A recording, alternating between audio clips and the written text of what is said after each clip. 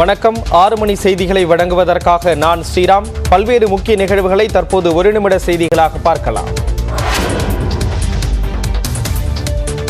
தமிழ்நாடு அமைச்சரவையில் மன்னார்குடி சட்டமன்ற உறுப்பினர் டிஆர்பி ராஜா புதிய அமைச்சராக பதவியேற்றுக் கொண்டார். முதலமைச்சரின் பரிந்துரையின் பேரில் பால்வளத்துறை அமைச்சராக இருந்த சாமு நாசர் நீக்கப்பட்டு டிஆர்பி ராஜா புதிய அமைச்சராக நியமிக்கப்பட்டார். சென்னை கிண்டியில் உள்ள ஆளுநர் மாளிகையில் நடைபெற்ற நிகழ்ச்சியில் டிஆர்பி ராஜாவுக்கு ஆளுநர் RN ரவி பதவி பிரமாணமும் ரகசிய காப்பு பிரமாணமும் செய்து வைத்தார். டிஆர்பி ராஜா எனும் நான் சட்டப்படி அமைக்கப்பெற்ற இந்திய அரசியலமைப்பின் பால் உண்மையான நம்பிக்கையும் மாறாப்பற்றும் கொண்டிருப்பேன் என்றும் அமைச்சரின் கடமைகளை உரியவாறு நிறைவேற்ற தேவையான அளவுக்கன்றி. விழாவில் முதலமைச்சர் ஸ்டாலின், அமைச்சர்கள் பங்கேற்றனர். ஆளுநர் RN ரவியுடன் அமைச்சர்கள் குழு புகைப்படம் எடுத்துக் கொண்டனர். செய்தியாளர்களிடம் பேசிய திமுக நாடாளுமன்ற குழு தலைவரும் டிஆர்பி ராஜாவின் தந்தையுமான TR பாலு, முதலமைச்சரின் அறிவுரைப்படி தனது மகன் சிறப்பாக செயல்படுவார் என்று கூறினார். As a party worker only I can react. As a party worker, my son has to trail the track. முதலமைச்சர் ஸ்டாலினின் வழிகாட்டுதல் படி சிறப்பாக செயல்படுவேன் என்று அமைச்சராக பதவியேற்றுள்ள டிஆர்பி ராஜா தெரிவித்தார். கலைஞரோட வழியில தலைவரோட வழிகாட்டுதல் படி நிச்சயமா இளைஞரணி சின்னவரோட வழிகாட்டுதல் படி நடக்கும். கலைஞரோட லெகசி சார். டிஆர்பி ராஜா முழு சிரத்தையுடன் பணிபுரியக்கூடியவர் என்று மாநில வளர்ச்சி கொள்கை குழு துணைத் தலைவர் ஜெயரஞ்சன் பாராட்டு தெரிவித்துள்ளார். தமிழ்நாடு அமைச்சராக பதவியேற்ற டிஆர்பி ராஜா தொழில்துறை அமைச்சராகவும் தங்கம் தென்னரசு நிதி அமைச்சராகவும் நியமிக்கப்பட்டுள்ளனர். தமிழ்நாடு அமைச்சரவையில் மாற்றம் செய்ய முதலமைச்சர் மு ஸ்டாலின் அளித்த பரிந்துரைக்கு ஆளுநர் RN ரவி ஒப்புதல் அளித்துள்ளார். அதன்படி புதிதாக பதவியேற்ற டிஆர்பி ராஜாவுக்கு தொழில்துறை அமைச்சராக பொறுப்பு வழங்கப்பட்டுள்ளது. இதேபோன்று நிதியமைச்சர் பொறுப்பிலிருந்து மாற்றப்பட்டுள்ள PTR பழனிவேல் தியாகராஜன் தகவல் தொழில்நுட்பத்துறை அமைச்சராக நியமிக்கப்பட்டுள்ளார். தொழில்துறை அமைச்சராக இருந்த தங்கம் தென்னரசுவிடம் நிதித்துறை மற்றும் மனிதவள மேலாண்மை துறை ஒப்படைக்கப்பட்டுள்ளது. தொல்லியல் துறை தொடர்ந்து தங்கம் தென்னரசு வசம் இருக்கும் எனவும் குறிப்பிடப்பட்டுள்ளது. செய்தி மற்றும் விளம்பரத்துறை அமைச்சர் சாமிநாதனிடம் கூடுதல் பொறுப்பாக தமிழ் வளர்ச்சித்துறை அளிக்கப்பட்டுள்ளது. தகவல் தொழில்நுட்பத்துறை அமைச்சராக இருந்த மனோ தங்கராஜ் தற்போது பால்வளத்துறை அமைச்சராக நியமிக்கப்பட்டுள்ளார். நிர்வாக காரணங்களுக்காக அமைச்சர்களின் இலாக்காக்கள் மாறினாலும் தொழில்துறை வளர்ச்சிக்கு அரசு மேற்கொள்ளும் நடவடிக்கை தொடரும் என்று முதலமைச்சர் மு ஸ்டாலின் விளக்கம் அளித்துள்ளார். தமிழ்நாட்டில் 20,000 கோடி ரூபாய் முதலீட்டில் மின்சார வாகனம் தயாரிக்க தென்கொரியாவைச் சேர்ந்த ஹூண்டாய் நிறுவனம் ஒப்பந்தம் செய்துள்ளது. சென்னை MRC நகரில் தனியார் விடுதியில் நடைபெற்ற நிகழ்ச்சியில் பேசிய முதலமைச்சர் மின்சார வாகன தயாரிப்பில் தமிழ்நாடு முன்னணி மாநிலமாக உருவெடுத்துள்ளதாக கூறினார். மறைந்த முன்னாள் முதலமைச்சர் கருணாநிதி ஆட்சி காலத்தில் அடிக்கல் நாட்டப்பட்ட ஹூண்டாய் நிறுவனம் 20,000 கோடிக்கு முதலீடு செய்வது தமிழ்நாட்டின் பொருளாதார $1,00,000 டிரில்லியன் உயர்த்தும் முயற்சிக்கு உறுதுணையாக இருக்கும் என்றார். அமைச்சரவை மாற்றம் குறித்து விளக்கமளித்த முதலமைச்சர் புதிதாக பதவியேற்றுள்ள தொழில்துறை அமைச்சர் டிஆர்பி ராஜா மிகவும் முனைப்போடு செயல்பட்டு முதலீடுகளை ஈர்ப்பார் என்று நம்புவதாக குறிப்பிட்டார். நிர்வாக காரணங்களுக்காக மாண்புமிகு அமைச்சருடைய இலாக்காக்கள் மாறினாலும் தமிழ்நாடு அரசு தொழில்துறையினருக்கு அளித்து வரக்கூடிய ஆதரவும் தொழில்துறை வளர்ச்சிக்கு தமிழ்நாடு அரசு மேற்கொண்டு வரும் நடவடிக்கைகளும் என்றும் தொடரும் என்று இந்த தருணத்தில் நான் கூற விரும்புகிறேன். நிகழ்ச்சியில் தொழில்துறை அமைச்சர் டிஆர்பி ராஜா, நிதியமைச்சர் தங்கம் தென்னரசு உள்ளிட்டோர் கலந்து கொண்டனர். டிஆர்பி ராஜா எனும் நான் சட்டப்படி தமிழ்நாட்டிற்கு வரலாறு காணாத முதலீடுகளை கொண்டு வருவதே தனது நோக்கம் என்று புதிதாக பதவியேற்ற தொழில்துறை அமைச்சர் டிஆர்பி ராஜா தெரிவித்தார். நியூஸ் 8 தமிழ்நாட்டிற்கு அவர் அளித்த பிரத்யேக பேட்டியில் முதலமைச்சரின் வழிகாட்டுதல் படி தொழில்துறையை அடுத்த கட்ட பாய்ச்சலுக்கு கொண்டு செல்வேன் என்றார். மிகப்பெரிய ஒரு இது இருக்கு, எங்களுக்கு இந்த ஜிம் இருக்கு 2024 மிகப்பெரிய ஒரு டார்கெட். அந்த டார்கெட் இது வரைக்கும் வரலாறு காணாத ஒரு இன்வெஸ்ட்மெண்ட்டை தமிழகத்துக்கு கொண்டு வந்து சேர்த்து தமிழகத்தில் உள்ள அனைத்து இளைஞர்களுக்கு மிகப்பெரிய வேலைவாய்ப்புகளை உருவாக்கக்கூடிய அந்த வேலையை நிச்சயமாக செய்யும். மேலும் முதலமைச்சரின் வெளிநாட்டு பயணம் தமிழ்நாட்டிற்கு அதிக முதலீடுகளை பெற்றுத்தரும் என்றும் அமைச்சர் டிஆர்பி ராஜா நம்பிக்கை தெரிவித்தார். 2 ஆண்டுகளாக நீங்க பாத்தீங்கன்னா முதலமைச்சர் அதிக அளவில் கலந்து கொண்ட நிகழ்ச்சிகள் வந்து தொழில்துறை நிகழ்ச்சிகள் தான். அதுலேருந்து அவர் இதுக்கு எவ்வளவு முக்கியத்துவம் கொடுக்கிறார், எவ்வளவு இன்ட்ரெஸ்டா, எவ்வளவு போக்கஸ்டா இந்த தொழில்துறையில் இருக்கிறான்றதுலாம் உங்களுக்கு நல்லா தெரியும். ஸோ அதற்கு ஏதுவாக அவருக்கு உறுதுணையாக நிச்சயமாக இந்த வருகின்ற இந்த பயணத்தில் அவரோடு சேர்ந்து மிக சிறந்த ஒரு பிரமாண்டமான முதலீடுகள் எல்லாம் ஈர்ப்பதற்கான வேலைகளை செய்வோம். அமைச்சராக பொறுப்பேற்றாலும் பாஜகவின் விமர்சனங்களுக்கு எப்போதும் போல் பதிலடி கொடுப்பேன் என்றும் அமைச்சர் டிஆர்பி ராஜா கூறினார். நம்பர் 1 துறையை வழங்கிய முதலமைச்சருக்கு நன்றி என்று அமைச்சர் PTR பழனிவேல் தியாகராஜன் ட்விட்டரில் கூறியுள்ளார். இது தொடர்பான அவரது ட்விட்டர் பதிவில் கடந்த 2 ஆண்டுகள் தனது வாழ்விலேயே மிகவும் நிறைவான ஆண்டுகள் என்றும் வரலாறு காணாத வகையில் சமூக நலத்திட்டங்களிலும் மூலதன செலவினங்களிலும் முதலீடு செய்ததாகவும் கூறியுள்ளார். உலகளவில் இன்று முதலீடு மற்றும் வேலைவாய்ப்பை உருவாக்குவதற்கான நம்பர் 1 துறையாக விளங்கும் தகவல் தொழில்நுட்ப இலாக்காவை முதலமைச்சர் ஸ்டாலின் தனக்கு வழங்கியதற்கு பழனிவேல் தியாகராஜன் நன்றி தெரிவித்துள்ளார். தொழில்நுட்பமே எதிர்காலத்தை வடிவமைக்கிறது என்று குறிப்பிட்டுள்ள பழனிவேல் தியாகராஜன் தகவல் தொழில்நுட்பத் துறையில் தமிழகத்தை மீண்டும் ஒரு முன்னணி மாநிலமாக நிலைநிறுத்தும் பணிகளை செய்யவிருப்பதாக உறுதியளித்தார். மேலும் புதிய நிதியமைச்சர் தங்கம் தென்னரசு வெற்றிகரமாக செயல்பட வாழ்த்துவதாகவும் அவர் தனது பதவி காலத்தில் ஏற்கனவே தாம் எட்டியுள்ள முன்னேற்றங்களை மேலும் விரைவுபடுத்தி புதிய சாதனைகளை படைப்பார் என்று நம்புவதாகவும் குறிப்பிட்டுள்ளார். ஊழல் நடந்திருப்பதால் தான் தமிழ்நாடு அமைச்சரவையில் மாற்றம் நிகழ்ந்திருப்பதாக அதிமுக பொதுச் செயலாளர் எடப்பாடி பழனிசாமி குற்றம் சாட்டியுள்ளார். சேலம் மாவட்டம் ஓமலூரில் செய்தியாளர்களிடம் பேசிய அவர் ஒரே ஒரு ஆடியோவில் அரசு ஆடி போய்விட்டது என்று விமர்சித்தார். ஊழல் வெளிப்பாடு வந்திருக்குல்ல, அமைச்சரவை எதுக்கு மாற்றாங்க? ஊழல் நடந்திருக்குது, அதன் அடிப்படையில் தான் இன்னைக்கு அமைச்சரவை மாற்றம் செய்யப்பட்டிருக்கிறது. எல்லா ஊடகத்திலையும் பத்திரிகையிலும் செய்தி வருது. மக்களுடைய எண்ணங்களும் இதுதான். இன்னைக்கு பதில் ஒரே ஒரு ஆடியோ, அந்த ஒரு ஆடியோவிலேயே அரசாங்கம் ஆடி போயிட்டு. இன்னும் நிறைய உண்மைகள் வெளிவரும் என்பதால் தான் பழனிவேல் தியாகராஜனை அமைச்சரவையிலிருந்து நீக்காமல் உள்ளதாகவும் எடப்பாடி பழனிசாமி கூறினார். ஒரு நிதியமைச்சர் ஆடியோ மூலமாக வெளியிட்டிருக்கார். இன்னும் நிறைய ஆடியோ வருது சொல்லிட்டு இருக்காங்க. அதெல்லாம் வந்தால் இன்னும் அதிகமான செய்தி உங்களுக்கு கிடைக்கும். எனவே 2 ஆண்டு காலத்தில் இவர்கள் செய்த சாதனை 30,000 கோடி கொள்ளையடிச்சு தான். ஆவினில் நிறைய முறைகேடு நடந்திருப்பதாக அதிமுக ஏற்கனவே சுட்டிக்காட்டியதாகவும் இதனை உண்மை என கருதி அமைச்சரை மாற்றம் செய்திருப்பதாகவும் தெரிவித்தார். ஆளுநரை தாங்கள் சந்திக்கும் போது இது பற்றி விளக்கமாக தெரிவிப்போம் என்றும் எடப்பாடி பழனிசாமி தெரிவித்தார். தமிழ்நாட்டில் 11 மாவட்டங்களில் கனமழைக்கு வாய்ப்பு உள்ளதாக வானிலை ஆய்வு மையம் தெரிவித்துள்ளது. வங்கக்கடலில் உருவாகியுள்ள மோகா புயலின் தாக்கத்தால் நீலகிரி, கோவை, தேனி, திண்டுக்கல் மாவட்டங்களிலும் தென்காசி, திருநெல்வேலி, கன்னியாகுமரி மாவட்டங்களிலும் கனமழைக்கு வாய்ப்பு உள்ளதாக கணித்துள்ளது. திருப்பூர், ஈரோடு, சேலம் மற்றும் நாமக்கல் மாவட்டங்களிலும் இடியுடன் கூடிய கனமழை பெய்யக்கூடும் என்றும் சென்னை மற்றும் புறநகர் பகுதிகளிலும் லேசான மழை பெய்ய வாய்ப்பு உள்ளதாகவும் கூறப்பட்டுள்ளது. எனினும் வெள்ளிக்கிழமை முதல் 2 முதல் 4 டிகிரி செல்சியஸ் வரை வெப்பநிலை உயரக்கூடும் எனவும் வானிலை ஆய்வு மையம் குறிப்பிட்டுள்ளது. வங்கக்கடல் பகுதிகளில் மணிக்கு 120 முதல் 165 கிலோமீட்டர் வேகம் வரை புயல் காற்று வீசக்கூடும் என்பதால் வரும் 14ஆம் தேதி வரை மீனவர்கள் கடலுக்கு செல்ல வேண்டாம் என அறிவுறுத்தியுள்ளது. இதற்கிடையே மோகா புயலின் காரணமாக தமிழ்நாட்டில் உள்ள 9 துறைமுகங்களில் 2ஆம் எண் புயல் எச்சரிக்கை குண்டு ஏற்றப்பட்டுள்ளது. சென்னை, கடலூர், நாகப்பட்டினம், காட்டுப்பள்ளி, புதுச்சேரி, காரைக்கால், தூத்துக்குடி, பாம்பன் மற்றும் எண்ணூர் ஆகிய துறைமுகங்களில் புயல் எச்சரிக்கை குண்டு ஏற்றப்பட்டுள்ளது. சிறந்த கல்லூரி எவை என்பதை மாணவர்கள் அறிந்து கொள்ள பொறியியல் கல்லூரிகளுக்கு தர மதிப்பீடு வழங்கப்பட உள்ளதாக அண்ணா பல்கலைக்கழக துணைவேந்தர் வேல்ராஜ் தெரிவித்துள்ளார்.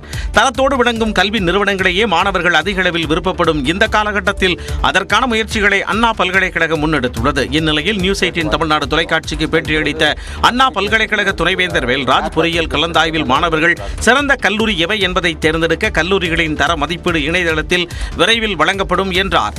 காலேஜுக்கு உள்ள ரேங்கை போட்டுருவோம், NRF ரேங்கிங்கை கேட்டு வாங்கி போட்டுருவோம். அதுக்கு பிறகு அக்ரிடேஷன் இருக்கு, NAC அக்ரிடேஷன்ல என்ன லெவலில் இருக்கிறாங்கன்னு போட்டுருவோம். அதுக்கு பிறகு NBA அக்ரிடேஷன் இருக்குதா இல்லையான்னு போட்டுருவோம். இப்போ அதில் இப்போ ரேங்கிங் இருக்கு. இப்போ ABCD கொடுக்குற மாதிரி A++, A+, B++, B அப்படி இருக்கு. அப்போ இவங்க என்ன லெவலில் இருக்கிறாங்கன்னு தெரிஞ்சுக்கலாம். பொறியியல் படிப்பில் ஆர்வம் இருந்தால் மட்டுமே மாணவர்கள் இதனை தேர்ந்தெடுக்க வேண்டும் என்று வேல்ராஜ் அறிவுறுத்தினார். ஆசிரியர் நியமனத்தில் நிர்ணயிக்கப்பட்ட வயது உச்சவரம்பை 57ஆக உயர்த்த வேண்டும் என்பதை வலியுறுத்தி சென்னையில் நடைபெற்ற போராட்டத்தில் சிலர் மயங்கி விழுந்ததால் பரபரப்பு ஏற்பட்டது. அரசு பள்ளி ஆசிரியர்கள் மற்றும் பணியாளர்கள் நியமனத்திற்கான வயது வரம்பு 57 40 வயதாக குறைக்கப்பட்டது. இதனால் அதிர்ச்சியடைந்த 40 வயதை கடந்த B.Ed பட்டதாரிகள் வயது வரம்பை தளர்த்த கோரி போராட்டங்களில் ஈடுபட்டனர். இதைத் தொடர்ந்து 2022ஆம் ஆண்டில் பொது பிரிவினருக்கு வயது உச்சவரம்பு 45ஆகவும் இதர பிரிவினருக்கு 50ஆகவும் உயர்த்தப்பட்டது. இந்நிலையில் ஆசிரியர் நியமனத்தில் நிர்ணயிக்கப்பட்ட வயது உச்சவரம்பை 57 வயதாக உயர்த்த வேண்டும் என்பதை வலியுறுத்தி ஆசிரியர் தகுதி தேர்வில் தேர்ச்சி பெற்ற நலச்சங்கம் சார்பில் சென்னை அன்பழகன் வளாகத்தில் 3வது நாளாக ஆசிரியர்கள் போராட்டத்தில் ஈடுபட்டுள்ளனர். போராட்டத்தின் போது 2 ஆசிரியைகள் மயங்கி விழுந்ததால் பரபரப்பு ஏற்பட்டது.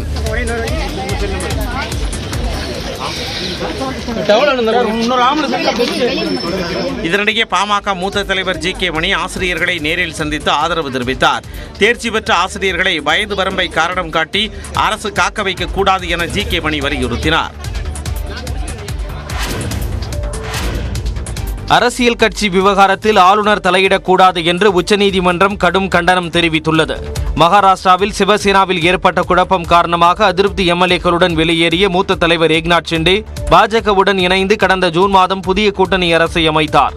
கட்சி கொறடா உத்தரவை மீறியதாக ஏக்நாத் ஷிண்டே உட்பட 16 எம்எல்ஏக்களை அப்போதைய முதலமைச்சர் உத்தவ் தாக்கரே அரசு தகுதி நீக்கம் செய்தது. இதனை எதிர்த்து ஏக்நாத் ஷிண்டே தரப்பினர் உச்சநீதிமன்றத்தில் வழக்கு தொடர்ந்தனர்.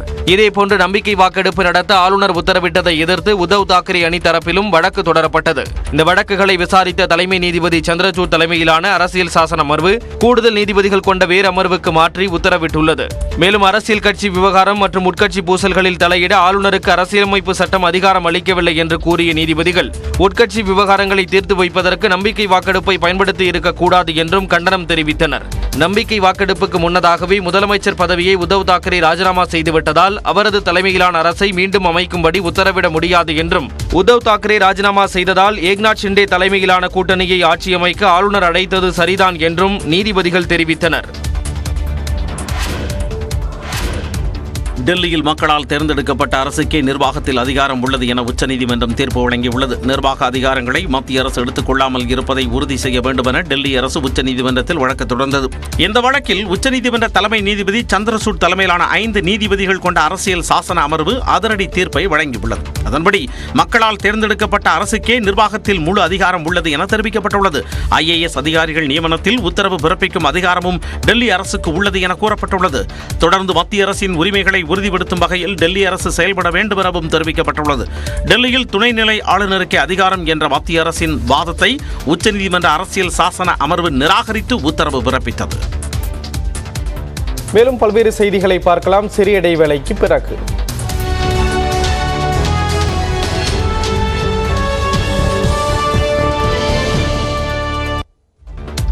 தொடர்ந்து 1 நிமிட செய்திகளை பார்க்கலாம். சென்னையில் பிரபல லாட்டரி அதிபர் மார்டின் மற்றும் அவரது மகனுக்கு சொந்தமான இடங்களில் அமலாக்கத்துறையினர் சோதனை மேற்கொண்டனர். மார்டினுக்கு சொந்தமான இடங்களில் கடந்த ஆண்டு அமலாக்கத்துறையினர் நடத்திய சோதனையில் 270 கோடி ரூபாய் மதிப்பிலான சொத்துக்கள் முடக்கப்பட்டன. இந்நிலையில் சென்னையில் மார்டின், அவரது மகன் மற்றும் மருமகன் ஆதவ் அர்ஜுன் ஆகியோருக்கு சொந்தமான 5 இடங்களில் கேரளாவில் இருந்து வந்த அமலாக்கத்துறையினர் சோதனை நடத்தி வருகின்றனர். இதற்கிடையே மதுரையை தலைமையிடமாக கொண்டு செயல்படும் திண்டுக்கல் வடமலையான் மருத்துவமனையில் 3வது நாளாக வருமான வரித்துறை அதிகாரிகள் சோதனை நடத்தினர். வரி ஏய்ப்பு புகாரை அடுத்து கடந்த 9ஆம் தேதி முதல் மருத்துவமனை மற்றும் மருந்தகத்தில் சோதனை நடத்தி வருகின்றனர். இதேபோன்று ஈரோட்டில் உள்ள சுதா மருத்துவமனையிலும் 3வது நாளாக வருமான வரித்துறையினர் சோதனை நடத்தி வருகின்றனர். கடந்த ஆண்டு சிறுமியிடம் கருமுட்டை தானமாக பெற்றதாக இந்த மருத்துவமனையில் ஒரு பிரிவு மூடப்பட்டது. பறையிசை கருவிகளை எடுத்துச் சென்றதால் அரசு பேருந்தில் இருந்து கல்லூரி மாணவியை இறக்கிவிட்ட நடத்துனர் பணியிடை நீக்கம் செய்யப்பட்டார். நெல்லையில் தனியார் கல்லூரியில் பயிலும் மாணவி ரஞ்சிதா கலை நிகழ்ச்சிக்காக தனது சொந்த ஊரான சிவகங்கை மாவட்டம் திருப்புவனத்தில் இருந்து எடுத்து வந்த பறையிசை கருவிகளை மீண்டும் ஊருக்கு எடுத்துச் சென்றிருக்கிறார். இதற்காக மதுரை செல்லும் அரசு பேருந்தில் ஏறியபோது பறையிசை கருவியை கொண்டு சென்றதால் நடத்துனர் கணபதி தகாத வார்த்தையால் திட்டியதோடு இறக்கிவிட்டதாக மாணவி குற்றம் சாட்டினார். பறை இதெல்லாம் எடுத்துகிட்டு போகக்கூடாது அப்படின்னு சொல்லிட்டு கேட்டாங்கன்னா தனியாக அதுக்கு டிக்கெட்டு கொடுக்குறேன்னு சொல்லியிருக்கேன்.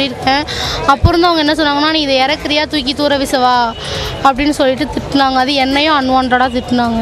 அது நான் வந்துட்டு காசு கொடுக்குறேன்டா, பேசஞ்சருக்கு மட்டும்தான் இடம், கண்ட கருமத்துக்கெல்லாம் இல்லை, அதுக்கு தான் பஸ்ஸு, இதெல்லாம் ஏற்றுறதுக்கு எதுக்கு நான் பஸ் ஓட்டுறேன் அப்படின்னு சொல்லிட்டு அன்வான்டாக பேசுனாங்க. பாதி வழியில் இறக்கிவிட்டதால் சாலையில் நின்று அழுது கொண்டிருந்த மாணவியின் நிலை குறித்து மாவட்ட ஆட்சியர் கார்த்திகேயனுக்கு தெரிய வந்தது.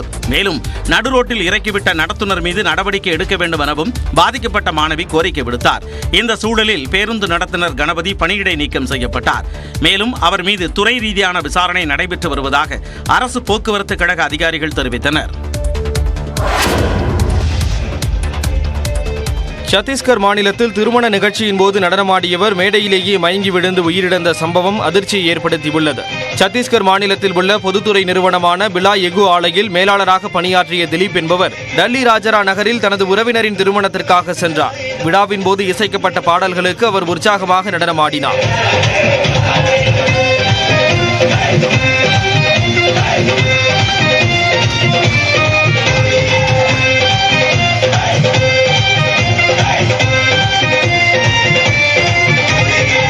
மணமக்கள் மற்றும் குடும்பத்தினருடன் சேர்ந்து நடனமாடிய திலீப் சிறிது நேரத்தில் களைப்படைந்ததால் மேடையிலேயே அமர்ந்தார். அப்போது யாரும் எதிர்பார்க்காத வகையில் பின்புறமாக சாய்ந்து விழுந்து உயிரிழந்தார். கடந்த 5ஆம் தேதி நடந்த இந்த நிகழ்ச்சியின் வீடியோ தற்போது வெளியாகியுள்ளது.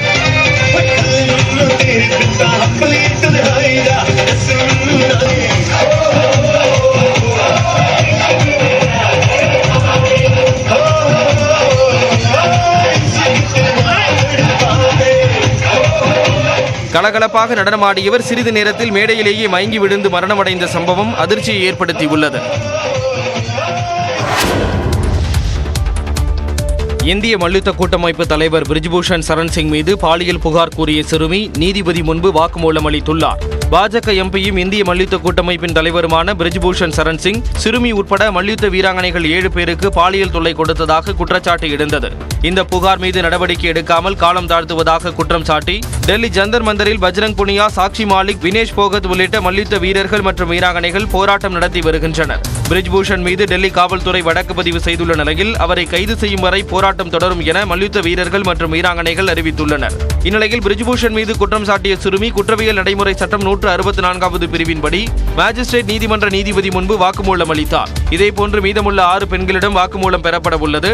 முன்னதாக டெல்லியில் போராட்டம் நடத்திய வினேஷ் போகத், பஜ்ரங் புனியா, சாக்ஷி மாலிக் ஆகியோர் நெற்றியில் கருப்பு துணியை கட்டி எதிர்ப்பு தெரிவித்தனர்.